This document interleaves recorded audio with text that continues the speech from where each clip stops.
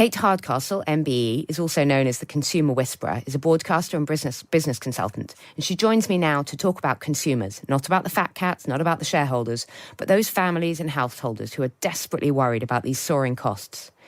Kate, good morning. Hi, good morning, Emma. Good morning. Tell me what you're hearing on the ground from consumers who are actually struggling and feeling very, very worried about the future. Stress, strain and worry, really. And I think you can see it.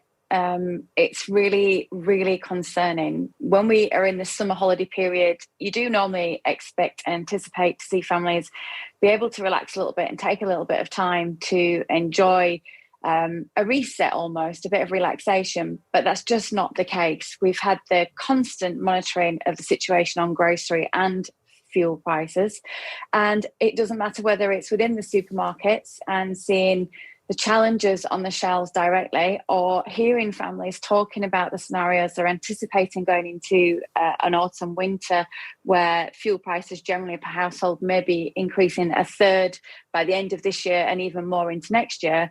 It's a real weight on the mind, and you can't get away from it, Emma, because it's not all clear right now. People are being warned that food prices particularly can carry on rising until beyond Easter next year, and that isn't a certainty in exactly knowing how much it might rise by.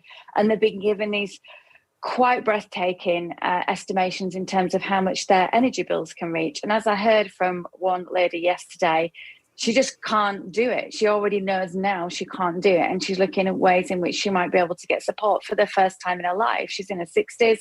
She's still working. She's worked incredibly hard all of her career. She's been very proud, fiercely proud of paying her bills.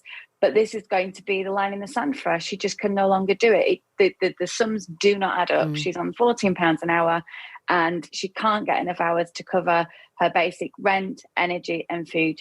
And that's people who are working, who are, as you say, having to start to look around and think about maybe using food banks, getting help in some way, even though they're working, that, they're getting that wage. And the thing is, Kate, it isn't just, yes, it's hot at the moment. It's high summer. We don't need to put the heating on now. But these price rises are affecting, as you say, food, things that people are buying year-round, groceries, supermarket prices are going through the roof. Fuel, people have to put petrol in their car. So it's not just about the energy and the energy price cap, which is rising in come October. It's the basics, isn't it, that people cannot avoid paying for? We've heard the term perfect storm a lot, haven't we? Because we've understood that this is the reason, the rationale behind why the prices are rising.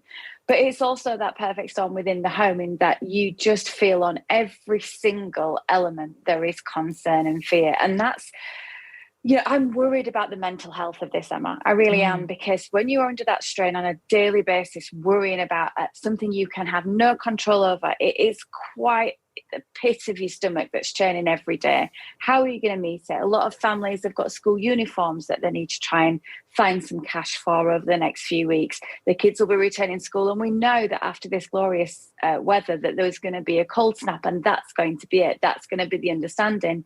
Now, when you and I talked thinking about Easter of this year, I was really concerned that we needed to get that message out there, make sure that people don't just do the moment that they've been very restricted by COVID and suddenly they go out and spend 2 years worth of maybe a savings or anything that they've got to try and get out there and enjoy it, because there is some bleak times to come. But I do feel a little bit sadness that we've kind of given this message of doom and gloom out there for the right reasons, and yet it's really affecting people day in, day out. It's affecting quality of life already, and that's the concern. And we've seen huge supermarket groups step in, and they're looking at their value range, they're looking at how they can present quantities in a different way to make sure that there's a weekly basket spend that can be affordable. But you can expect those messages to just amplify completely over the next few months, because that will be the ticking time bomb in everyone's basket. The thing is that your energy bills, there's little you can do about. There's a little bit of shift in people's food shopping baskets. And that's why we're hearing from food banks, where people are now seeing dual income families for the first time, really going through the doors and saying, look, I can't do this anymore. I need some help. Absolutely. And people going to food banks saying things like, don't give me, potatoes or meat or things I need to cook because I cannot afford that. Give me a kind of extra blankets. Give cold me meals. Other things. Yeah, give me cold meals. And that's really concerning. And it's interesting that you talk there about Food for children, school uniforms, shoes. I've got a toddler, and honestly, their feet grow like Topsy. These are things that you need to provide for your children. You cannot send children to school in clothes that are too small. So it really is, as we always say, hitting the poorest the hardest, isn't it?